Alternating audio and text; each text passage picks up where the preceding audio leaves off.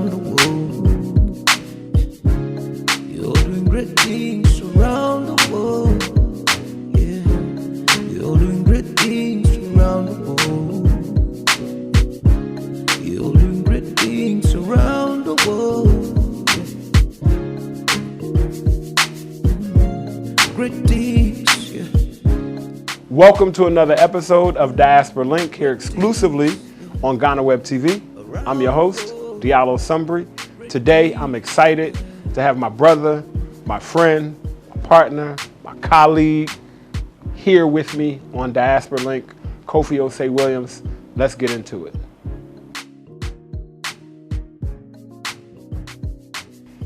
And we're back. We have our guest today, Kofi Osei Williams, and as we do with every episode of Diaspora Link, let's get to know a little bit about our guest before we dive into the interview. So this is something simple. It's really easy. I'm gonna give you two choices. You gotta choose one. It's that simple. Okay. Number one, Brooklyn Nights or Accra Nights? Brooklyn Nights. You said it like it's not even a question At all. Brooklyn Nights. Like, what kind of question is that? So tell me, why Brooklyn Nights? Because Brooklyn is so diverse. Okay. That in Brooklyn you're gonna get some people from Accra. You're gonna get Accra Nights in Brooklyn. In Brooklyn, you know? Like you'll get some Brooklyn people here in Accra, but it's not gonna be on the same level. I could take you to a place in Flatbush where you get every single thing That you can. that you could get here. Every weekend it's a funeral. Every week, I'm telling you, you just see everybody walking in the streets with their red and black cloth and stuff in Brooklyn. In Brooklyn. Yeah. So you got Ghana. Okay, you got Yeah. Accra Nights in Brooklyn. All right, next one. Okay, I got a good one for you here. Okay. Let's try this. Wache versus Jollof. Wache. Wache over Jollof. Why Wache? Some years ago, I just fell in love with Wache. You know, we grew up on rice and peas, you know, or beans and rice, or however you want to call it. So when I came here, when I was younger, that was an easy food to just get with. Sometimes jollof is nasty to me, depending who makes it. You know, Wache is always Wache good. is always good to me because I usually go to the same place. You know, but a lot of people make jollof all the time. You know, and Wache held me down During those times when you needed it to. Yeah. I got another good one. Djembe versus traditional Ghanaian drumming. So, traditional Ghanaian drumming is so vast. That's right. Okay. It's so vast. So let's go to. I'll say this. I'll pick our comb drumming I was from gonna say the eastern region. Okay. Not just from anywhere, but from the eastern region. Over Djembe. Over all African music for me. Over all African music. Because I spent so much time with the drummers, with the singers, with, you know, just being there with them. So it's a great part of me, Gotcha. you know, that I really enjoy and I'm really passionate about. And djembe has become so commercialized Gotcha. that sometimes it's hard to keep that. Yeah. I got it. I get it. Okay, how about this? Hip hop or reggae music? Hip hop. All day. Hip hop. From Brooklyn. Yeah. You can't choose reggae. We grew up on hip block hop and parties. reggae, right. But we grew up on block parties. At a block party is in the 80s. This is where all of the rappers were being found. So hip hop is so much embedded in my culture. Most of reggae, I don't even understand what they're saying, bro. I'm gonna just tell you the truth. It take me to listen to it like 5-6 times. Then I'll be like, oh, that's what he was saying. That's what he was saying. And then some of the words they be using, like you gotta get it translated and figure out what it means. Yeah, like you gotta send it to somebody and be like, yo, send me a write up on what they say. All right, last one. So, you know, we like to get fly in different ways, right? African fly or just Black American fly? That's a hard one for me. Ooh, I needed to get you on one. I needed to step you on one. That's a hard one for me. You know why that's a hard one for me? Because Black American Fly, again, that goes back to the vast. Yeah, right? but okay, Brooklyn. So, let's keep it in. And then too, like, you see the concept of royalty in Africa gives you a certain amount of thought when you put on clothes, when you put on... Hold on really quick. Ladies and gentlemen, this is what happens when you have a guest who doesn't want to choose one. Because he's going in right now. He got great explanations, but he still hasn't chosen one. We just need him to choose one. Okay, I'm sorry. Go ahead. It's such a hard... He done went to royalty. He went to everything. I'm going to say African Fly. African Fly, okay. Or you know what? Yeah. Maybe I could have said Sunday's Best versus this. Okay, African Fly. Yeah. All right, cool. These choices are very simple. We all make different choices in our life. Our choices shouldn't divide us and pull us further apart, but they should bring us closer together. So, one more exercise to get to know our guests before we get into the interview. This is called Top 5. I'm going to give our guest, Mr. Kofi Osei Williams, 5 categories, and he's going to give us his top recommendation or top one in each category. Top 5 dead or alive. Kiss. Let's go. Top 5 dead or alive. All right. Number 1, favorite book. One book if you had to choose any. Powernomics. Powernomics. By Dr. Claude Anderson. By Dr. Claude Anderson. Ooh, yeah. Okay. Yeah. Next. Your favorite food, if you have to choose one food, it can be a kind of food, like Ghanaian food, or it can be a specific thing, like sweet potato pie. Of all, if you had to choose one. Could it be just my mother's food? Yes. Yeah. Your mother's cooking. My mother's cooking. That's a good sign. Hey, Mom, if I ever get interviewed, I'm going to say the same thing. All right, next. Favorite sport? Football. Football. American football. NFL. Really? Yeah, college football. Well, I don't know why maybe I would have thought you would have chose basketball. Why did I have you pick for basketball? Basketball is cool. It's fun, but football...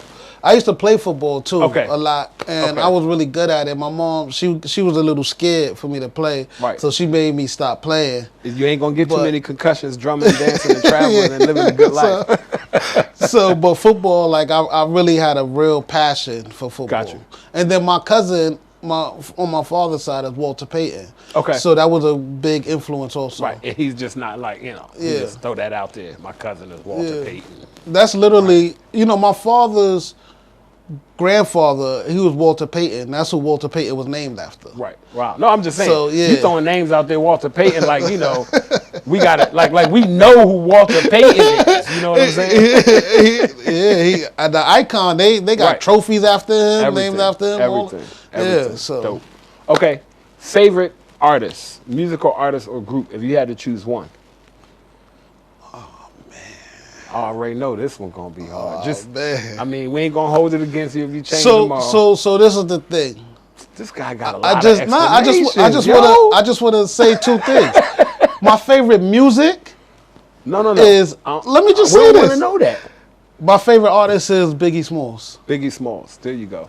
Okay, now we'll hear your favorite music. My favorite music is African American classical music. Right. Which is people call jazz. Which you mentioned. Yes, that's my favorite music. But my favorite artist of all time. Across all genres. Across all genres was Biggie, because when he came out, everybody knows that he was only out for about 2 or 3 years before he got killed. Right. But his impact on the music, the way he changed everything for hip hop and for the culture, it was amazing. I was walking around with a fedora on during that time. Yeah, and trench leather coat, right. Changed everything. Yeah, it changed a lot. But his skill was second to none to me, and I know a lot of people will argue that. But yeah. Last one. Your favorite place to vacation. It doesn't have to be a place that you've been already. It could be a place that maybe you want to go, or it can be a place that you've been. If you had to choose one place in the world to vacation, right? To vacation and be, where would it be?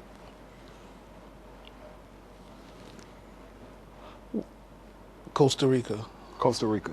You enjoy Costa Rica? I'm gonna say why.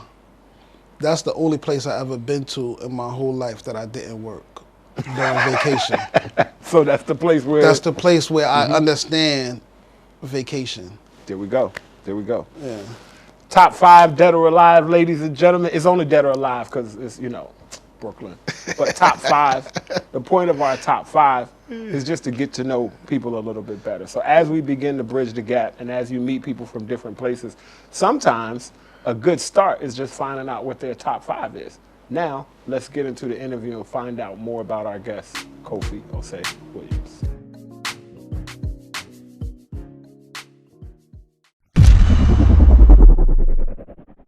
We are back with another exciting episode of Diaspora Link, and I'm here with my brother, colleague, friend, my boy, Kofi Osei Williams. Oh, what's up, man? You know, doing great.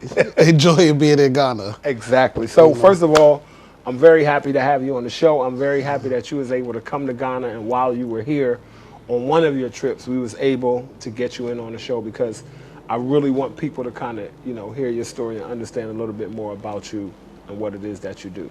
So first of all, I know where you're from. Yeah. But let's tell the people where you're from. Well, I'm from Brooklyn, USA. You know, Brooklyn, not New York, but Brooklyn. Brooklyn. You from Brooklyn? Bed-Stuy, Brooklyn. Okay, so born and raised in Brooklyn. Born and raised. And the reason why I say Brooklyn, USA, because you've been to Brooklyn before. It's a total different culture than the rest of New York. Right. And most of the world could see it through people like Jay-Z, Biggie Smalls, you know, some great rappers, but also basketball players.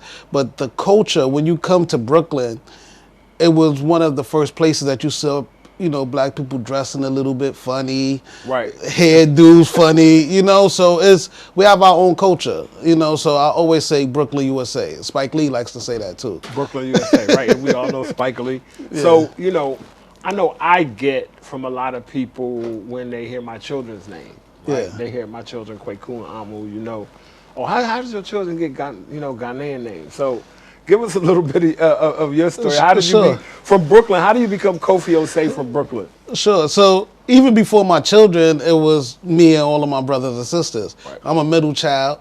Sometimes being a middle child, you know, it's a struggle. I'm a middle child as well. I get it. It's a struggle. But my mother and father, both my mother and father, they met while they were both in college. My father went to Shaw University. My mother went to Albany State. Okay. Both of those are HBCUs. Okay. And during that time, everybody wanted to break away from what they looked at as oppressed America. Okay. So the biggest way to break away from that is to take your culture back, right? Right. We talk about it and we push it to the side sometimes, but we have to know that taking our culture back is the biggest revolution that we can have, because it gives you identity that you will never ever get by just submitting to oppression. Right.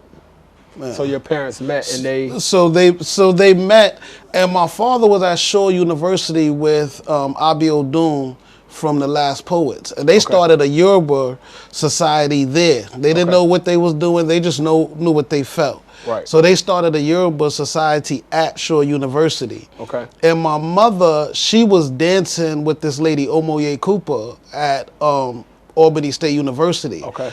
They were dancing, whatever kind of African dance they could get to. Then they heard about Nana Dinizulu. Okay. They came down to Queens, and when she came to Queens, she was like, this is where my life needs to be.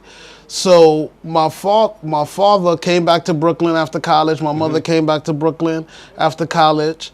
And when they met, my mother was working with my aunt, my father's sister, at a daycare center. My mother took my two of my aunts with her to a ceremony Nana Dinizulu was having. Okay. Then my father came. When they did that, they knew that was the life for them. Got you. They knew that they could not anymore say, I'm American, but we are African. We were stolen. They took our names. They took our identity. They took our history, everything, but we could still take it back. So from the beginning, when my mother and father got married, started having children, they knew that their children will have identity. So my name Kofi Osei, is Williams the last, and I'm going to change it myself, my last name also, and my kids. But Kofi Osei, when I'm in Ghana, everybody like, that's a popular name. How did you get that name? And I can't go through the whole story this because it might not be understood in that way. Right. But it's something that is dear to me, and I never wanted to be a Mike or a Tyrone or any of that kind of stuff because I always seen the pride that my parents had. So it's multi-generational. It didn't start with you. It's something that your parents gave to you. Yeah. And I know I've been in situations, and I'm sure you have too, where you meet people in different African countries who are so surprised that you're a Black American, but have so much love for African culture. Absolutely. Right, as if it's not yours to have love for. You know what, if you can, you mentioned that they met Nana Dinizulu. Just say something small about Nana Dinizulu and the impact that he's had in New York and Ghanaian tradition. So in like the mid 60s, I want to say like 1965, Nana Dinizulu, he was friends with a guy named Mr. Amantefu, who was the governor of Accra. And he invited him to Ghana. When he invited him, he said, I'm going to take you to somebody that is going to be able to help you spiritually. Took him to Latte, to Nana Parabia. Nana Parabia's mother did a reading for Nana Dinizulu and found out that they was family, and this message had been told many years ago. And he was the descendant that was going to come back. So Nana Dinizulu and Nana Parabia from Kofi Latte, they then merged and joined together, and they started to help people to understand their tradition, mostly in America. Nana Parabia was doing it huge here in Ghana. But, for the Americans, Nana Dinizulu and Nana Parabia together, really Nana Dinizulu, because he was on the ground there. In the U.S. In the U.S., yeah. So he trained a lot of priests. He did a lot of naming ceremonies, weddings, funerals. He built a culture there, and this is a culture that you can't take it away. You can't even judge it unless you're from there to understand what are the traumas that these people are going through that need this to happen. The same way, anywhere you go, people, they're going to have traumas that lead them a spiritual way and on a spiritual journey for them. Healing. Yeah, for healing. Looking for healing. Perfect.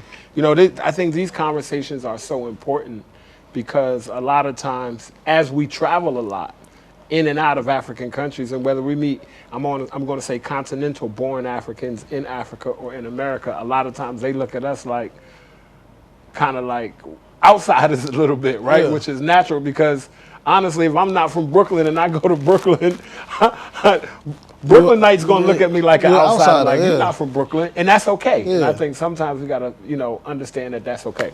So you grew up in New York. So you went to public schools in New York, private schools. My mother started a school. Okay. My brother Yao, she took him to elementary school, took him in the building. He cried. Wouldn't let go of her leg. And she took him home and she said, I'm starting a school. Nice. So she started a school, and that's the school that we all went to. But it was an accredited school. A lot of people went to college and all of that kind of stuff. So my mother, she started a school. So I was in private school up until high school. And then I went to professional performing arts school. Because I really wanted to be a jazz musician. That was my thing. But that's a story I'd rather not go into. We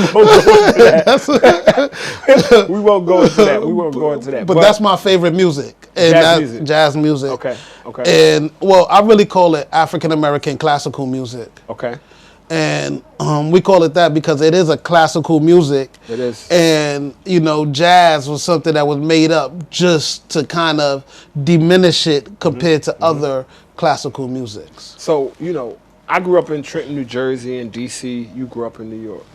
Would you say that, and you know how we grew up, and we've seen a lot of our peers go different ways. When you kind of growing up, no matter how hard of a job your parents are doing to have you go a certain way, you're still exposed to a wide array of things. Would you say that being exposed and being involved in African culture helped you make it out to an extent, right? Like help you charted a different path than maybe some of your other homeboys from the neighborhood. Yeah. So I'm gonna give you. This is a few things that is a real, some key moments in my life, right? Mm-hmm.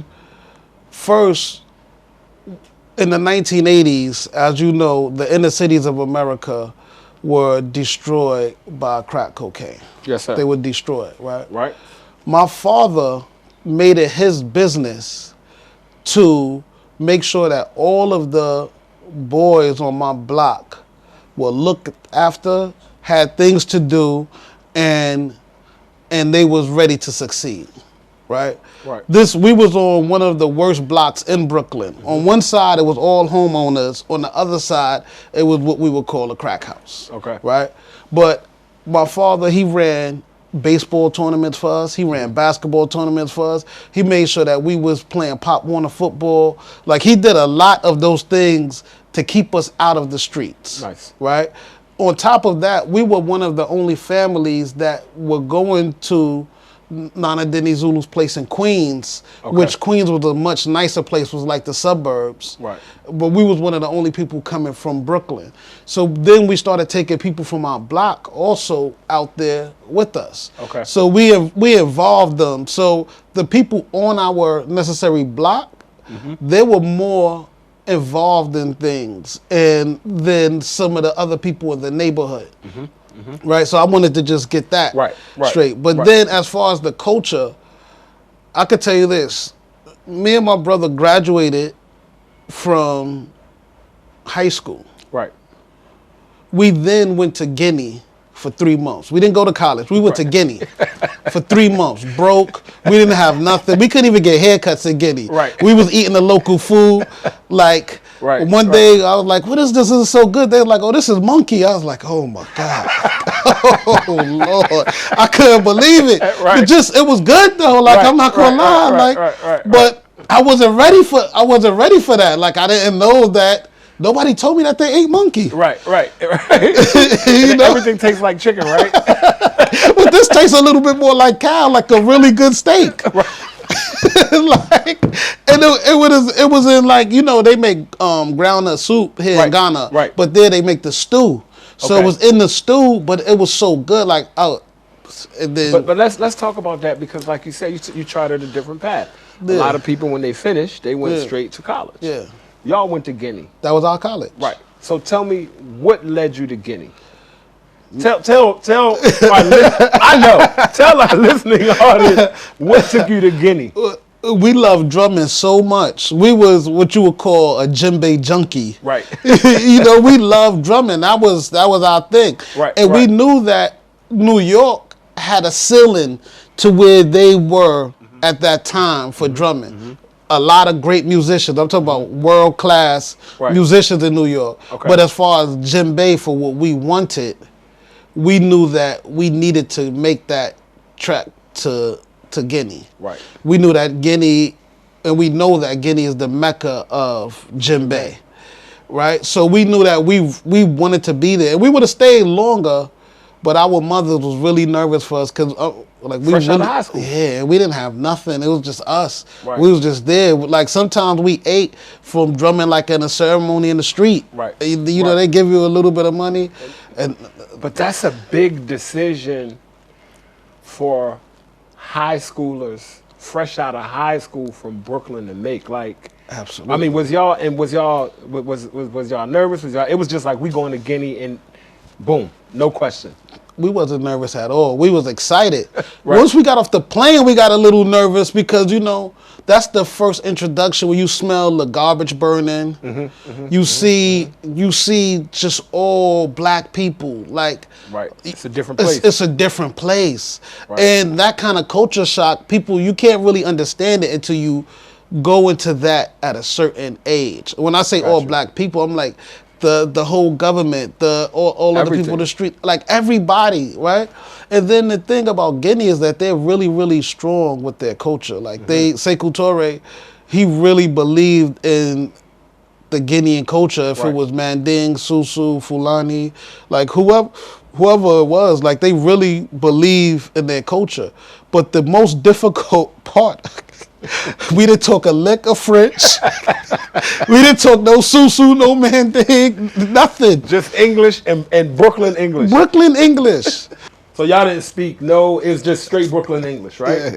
All right, so let me ask you this question. You visited a few other African countries, right? Yeah. In your time. All right, this is something that we do. He's going to play the same way all of our guests play. This is something that we call Africa in 60, right? Okay. We try not to prepare you for it. We spring it on you. Okay. It's really simple. How many African countries can you name in 60 seconds? Okay. It's just simple. We're going to start a countdown. We're going to start a timer. So no pressure. No pressure. But let's go. So countdown from 5, 4, 3, 2, 1, go. Ghana, Senegal, Guinea, Mali, Mauritania, Ivory Coast, Nigeria, South Africa, Zimbabwe, Zambia, Gambia, Morocco, Egypt, Tunisia, Algeria, Kenya, Tanzania, Gabon,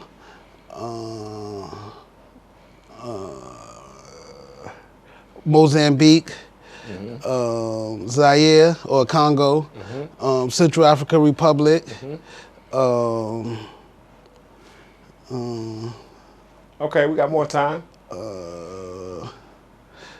Ethiopia, Libya,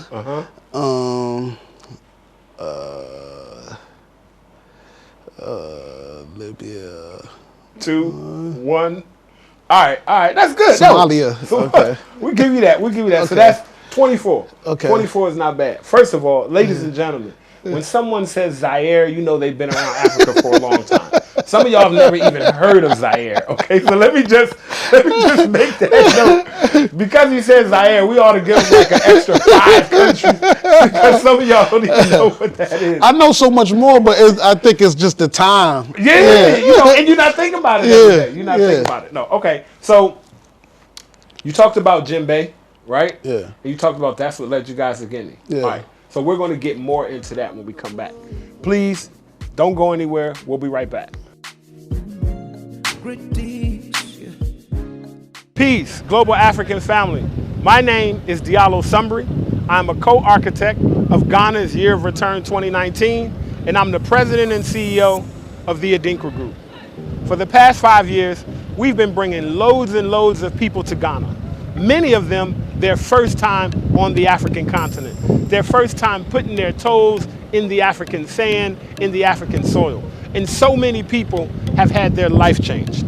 Our Birthright journeys are curated cultural immersion journeys centered around reclaiming cultural identity, exploring your ancestral heritage, and celebrating African resilience. It gives me great pleasure to introduce our Birthright Journey Partner Program. It's really simple, and you really don't have to do much, other than email us at info@theadinkragroup.com. Now, what makes a great Birthright Journey partner for our program? Are you a leader? Are you an influencer? Are you that person that your family calls on to organize, or do you automatically know that that's your job? Are you somebody of status in your community? Are you a community leader? Are you that person in your church or in the school? If you are the ideal Birthright Journey partner. Do you believe that every person of African descent should have an opportunity to touch ground on the continent of Africa? If you are, then you are the ideal Birthright Journey partner. It's simple. We're going to show you how you can travel to Ghana for free. Not only can you travel to Ghana for free, but you can actually get paid to travel to Ghana. Really simple. Just contact us at info@theadinkragroup.com and set up a discovery call. You'll get to travel with your family and friends, you'll get to travel with your community, and the best part of it is that it'll be free for you. Or you'll even earn money doing it. So again, info@theadinkragroup.com. We look forward to seeing you in Ghana. We look forward to dancing with you in Ghana. We look forward to eating fufu, eating jollof, eating wache. Make sure you contact us now, and we would love for you to become a Birthright Journey partner. Madasi.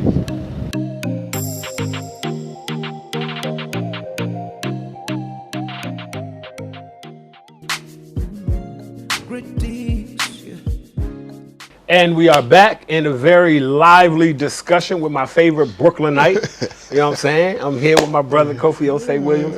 All right, so we talked about you and Yao going to Guinea. It was me and Kwesi. You and Kwesi, I'm sorry. Yeah. You and Kwesi went to Guinea, Yeah. right? Yao older, so Yeah. that would have been, you and Kwesi went to Guinea. Yeah. So how did you get into djembe? You know, talk a little bit about cultural arts, right? Where you started, what you did there, and what you do now. Okay, so I told you my mother started a school. Right. So at the school, our activity was drumming and dancing. Nice. Everybody in the school drummed and danced. Okay. Right? And because Nana Dinizulu, he had a professional company, Dinizulu African Dancers, Drummers, and Singers. Okay. We were the junior company in the school.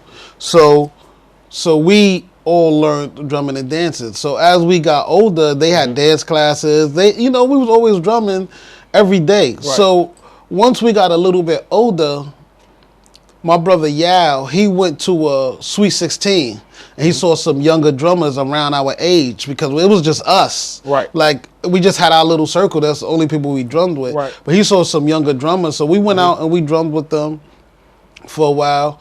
And, we had a good time, and then we just kept going and seeing different things. And that's when we saw one of my like really good friends in Bimba Bangora. We saw him at he had a little group and they was drumming, and I was like, yo, these cats are off the hook. Right. And they right around that same time they opened up this school called Ferretta. Okay. In New York. And if you wanted to find us at any time, once we found Ferretta, you could find us there. Right. You came to New York a few times and you saw us at Ferretta. Right. During that time you was in school or whatever, or you came up, you knew that if I didn't know where these cats are in New York, they're gonna be at Ferretta. So we spent a lot of time at Ferretta, and like I said, we knew that Ferretta was about dance classes and that kind of stuff, but we wanted more of the culture. So we knew that the culture, you have to go there, be a part of it, and then we could develop. So we've developed a great culture in America for djembe, which is, it works for us how it works, but, seeing that culture in Guinea. So we all get to that point in our life where we come to this crossroads and we get to choose. Yeah. We get to choose if we're going to continue to do what our parents taught us, right? Yeah. Specifically when it comes to this cultural thing, or if we're going to do something different, right? Yeah. Some people's like, man, my mother made me wear this thing. I had to drum and dance my whole life, and now I'm not doing this no more. I'm going to do something else. Yeah. When you got to that crossroads, what led you to continue? And then tell us about your foundation, your dance school, tell us about where you are now. Okay. So we didn't have any platforms for dancing and drumming in America. We had one, like a major platform, which was Dance Africa. Dance Africa. So we didn't have Baba Chuck Davis. Yes. He was a great mentor of mine that helped me to even get to some of these places. Right. But we didn't have any platforms. So I was always ambitious. I was more ambitious than my pockets. So I'm like, I'm going to throw a concert. Right.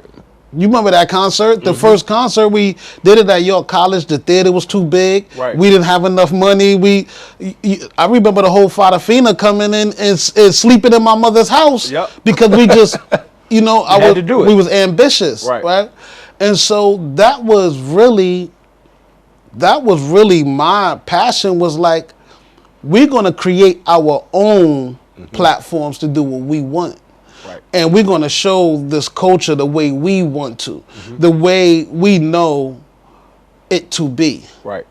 Because we're not going to just wait for somebody to say, here goes a show, or here goes this platform, or here goes, you could do Dance Africa every 5 years, or you could, no, we going to create our own platform. So that's even how, like, Yao started Asasaya. For anybody that don't know, Yao, that's my older brother, Yao Babio, right? He started Asasaya, and when he started Asasaya, he just his mind was like, I just want to get this creative stuff out of my head. Right. And when I joined the Sasia, because I didn't join in the beginning. At first, I was like, I'm doing tours. I'm doing this. Right. You know, like I was literally on 3 tours at one time. Right. When he started the Sasia in 2001, and I toured straight through to 2003 to the summer where we did our first concert. Right. So he just wanted to get like his stuff out, but I knew that it was a much bigger mission for us than to just perform. Okay. So at that time we had a conversation. He was like, "Oh, I don't know what you want to do fully, but I want you to be the person to run it." Right. So I became the I became first the CEO of a Sasia Entertainment Group. Right. We started a for-profit company first. Okay. Sasia Entertainment Group. So I became the CEO of that, and we started producing concerts. We was performing mostly in colleges and stuff And this like is that. West African drum and dance. West African drum and dance, South African drum and dance. Okay. Some Afro-Cuban stuff, some Afro-Haitian stuff. Okay. So we had a few things going, right? So we started with that, and people were seeing us perform, and we had a huge buzz in New York mainly. Right. Right. We were like, y'all will invite us to DC, but that's your town. Right. It's a different town. That's your town. So we was role players, but we was there with the love, and we grew up halfway in DC anyway. Right. So people were seeing us, and they was like, I want my child to do that. Right. I want my child to do that. So first, we started a summer camp. We started the summer camp, Asasiya Children's Arts Summer Camp, 2006, with 6 kids. 6 kids. Literally. And now your last summer camp, I mean pre-COVID, but the numbers in summer camp over 100. Over 100. Over kids. 100. Wow. We stop it over 100 because you start dealing with different kind of legalities with insurance, and so we stop it at like when you get to like 120, we stop it. But people in Brooklyn and New York are lining up. And absolutely, we got about 60 people paid right now for next year. Wow, nice. Right now, so they want it. They see want the it. value of the culture for their kids. Okay. Because what they do is as soon as the camp is over, they pay for the next year to make sure that they secure their seat. So you have the summer camp.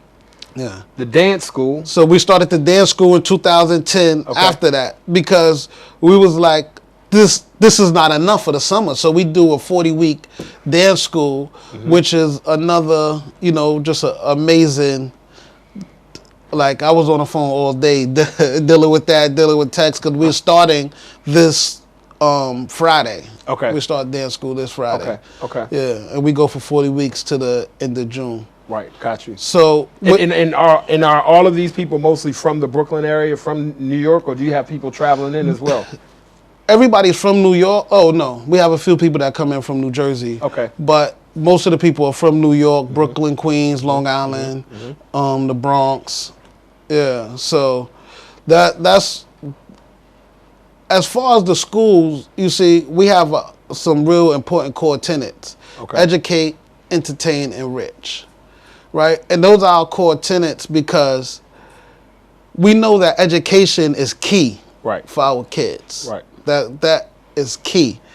And then we know that entertainment is something that is natural for us. It's something that we need to be able to explore. And you can't explore entertainment if you're just closed in. You gotta open up. You gotta open up. Right. So we have to give you the environment to open up, and then enrich. How do we enrich our community? How do these children know that?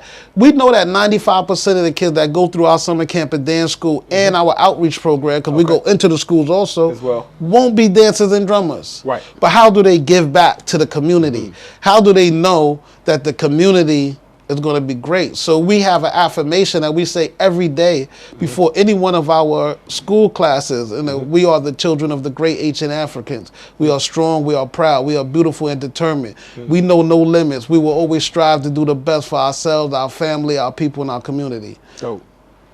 So every day, that's what they're saying. So even if you don't go professionally as a drummer or dancer, for years you've grown up with that empowerment, that enrichment. So in whatever you do, you at least have that pride of who you are, that pride of identity and heritage and culture. That's amazing, bro. It's amazing. And I know you, so it's not like, but you know, even though I know you and I'm sitting here talking to you, I'm hearing it differently and I'm like, wow, okay, that's dope. Because I never heard that pledge. I never heard that pledge. So you've been coming to Ghana since what, 10 years, 15, 20 years? Since my first trip to Ghana was 98. Okay, 1998. So just about, how many years is that? I'm horrible. I was an English major, so don't count. Don't count That's about 23 years. That's about 23 years, right? So what are your thoughts about what's happening now? Like, in terms of this big, what we call this mass black renaissance, and they call them Blaxit, and now, because you know, at one point it wasn't popular, which is fine because everything has to grow. But now Africa's cool. Yeah. Everybody want to wear African clothes. Everybody want to travel to Africa. What are your thoughts on that? I love it. I absolutely love it. And I'm a promoter of it. I'm a protector of it. And I'm going to continue to curate that. Perfect. Right? So that's why I started Black Star Travel Group. I remember having a conversation with you in Asylum Down. Right. And you're telling me like, yo, I'm about to do this. And I'm like, yo, I got to be a part of that some kind of way. Right. Like, I don't need to step in front of your shine because what you're doing, that's God-given. Right? So I needed to be a part of that. And I said, I'm going to bring a group here for the end of the year return. Right. And we had a great time. And we had a great, oh my God. That was a memorable trip. Right. You know, that trip really, like when you look at that trip and you look at the people that came with us, and I'm not just talking about with Black Star, I'm talking about just the people that came with us. Everybody that came here, unless you're just miserable, that was a life-changing experience. Life-changing. Life-changing. I remember being at Afrochella, and I was like, this is like a Brooklyn reunion. Oh, you saw everybody there from Brooklyn? You saw all the people there from I saw Brooklyn? all kinds of politicians. I saw business owners. I saw, just regular folks that we just hang out that I had no idea that they was coming. And they was like, I had to get here. I had to come. Yeah. I had to get here. And we had such a great time, such a great experience. And, you know, if it wasn't for COVID, I think that energy could have really carried on. Carried all the way through 2020 and blew up. Yeah. So I started Black Star Travel Group with the whole purpose of letting people know and see that Africa is beautiful. That you could come here the same way you go to Paris or UK or Bahamas. You could come here to Ghana, because I wanted to start with Ghana and focus on Ghana. That you could come here and have an amazing time, and it could be on whatever level that you want it to be on. Right. You know, I think a lot of people they're still in their minds before they get here thinking huts and that you can't have a I have a saying that I always say: we pour libation for the ancestors and we pop bottles for the living. Yeah. And a lot of people don't know that you can vacation in Africa. Yeah. They think that you only come for, and there's nothing wrong with coming for that cultural healing, that spiritual healing, and that identity reconnection. But you can come, lay on the beach, drink champagne, sushi, steak. You can have that life too. I do that every day out here. I eat fufu too and banku and all of that, but I still go to some of these restaurants that I love out here. You know, probably gonna go to one tonight. I believe it, because I'm probably gonna be right there with you. But this but it's on purpose. Like we do it with intention and focus.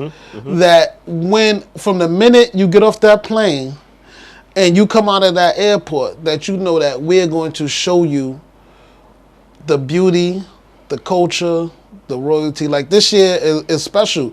Like we're gonna go to Afrochella. We're gonna have a Durbar with some of the chiefs and queen mothers in our crowd. Right. We're gonna go to Cape Coast, to the slave castles. Yep.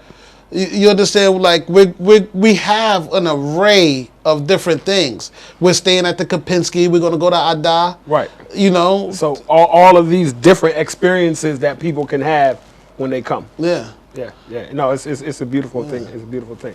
So, I mean, and I know, so Black Star Travel Group is curating these trips for people coming to the U.S., to Ghana, and other countries.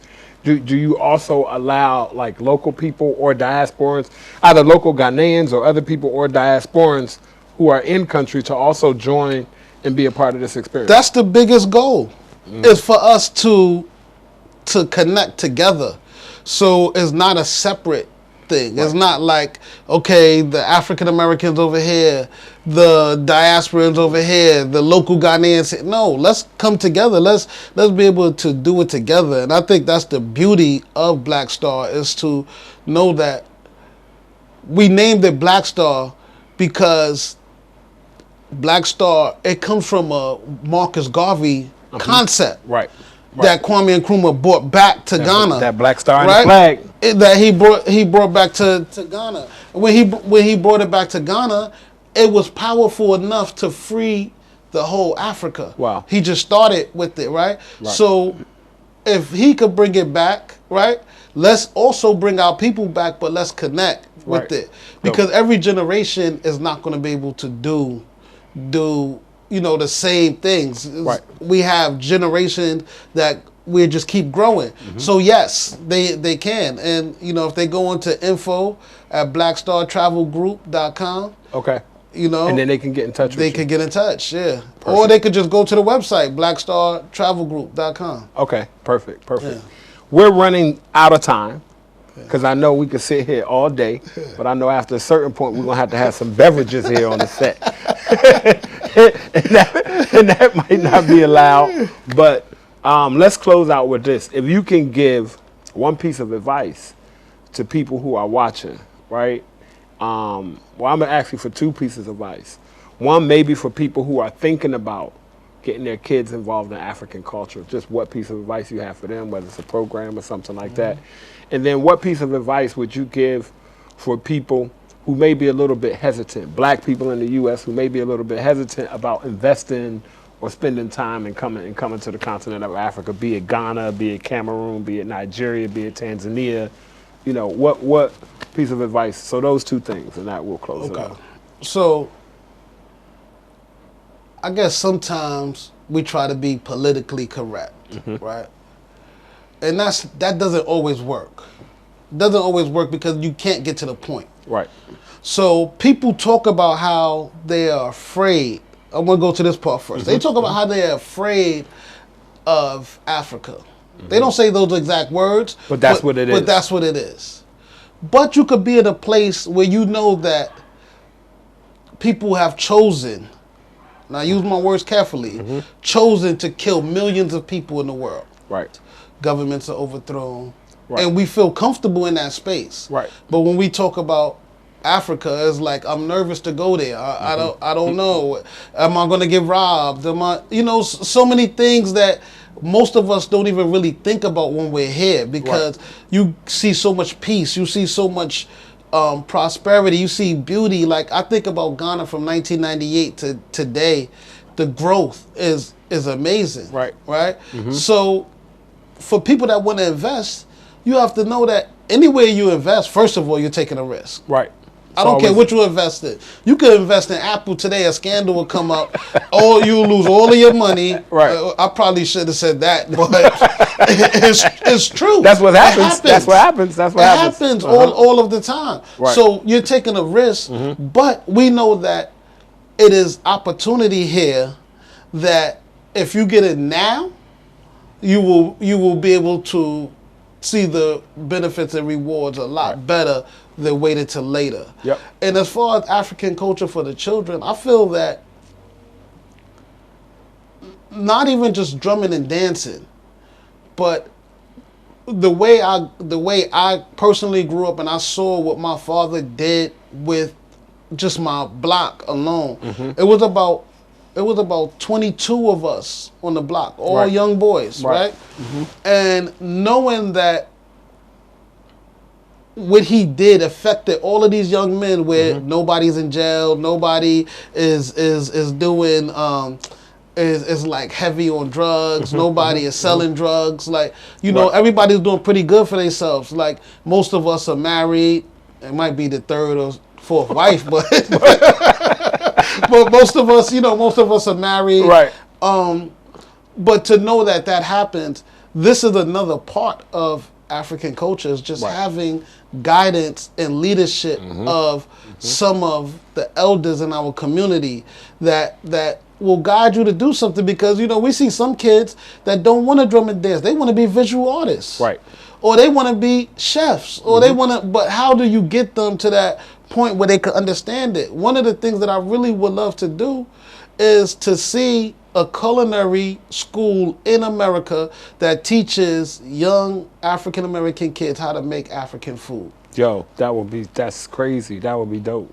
Because the whole concept of what it is, most people don't even put it together with African food and right. But if we had a culinary school, a real culinary school that could do that, from the different cultures. Ooh, I'm hungry. I'm hungry just thinking about it. And think about the artists.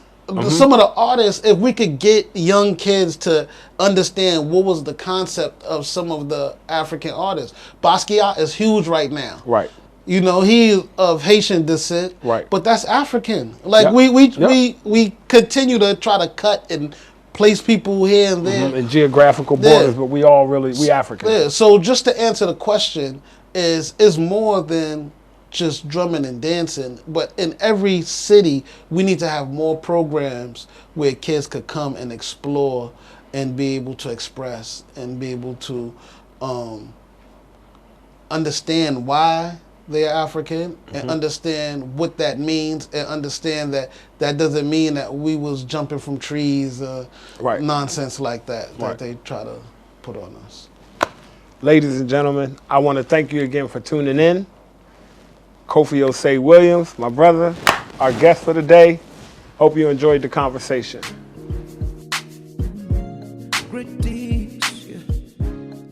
Thank you all so much for joining us for another exciting and intriguing and engaged episode of Diaspora Link, here again on Ghana Web TV exclusively.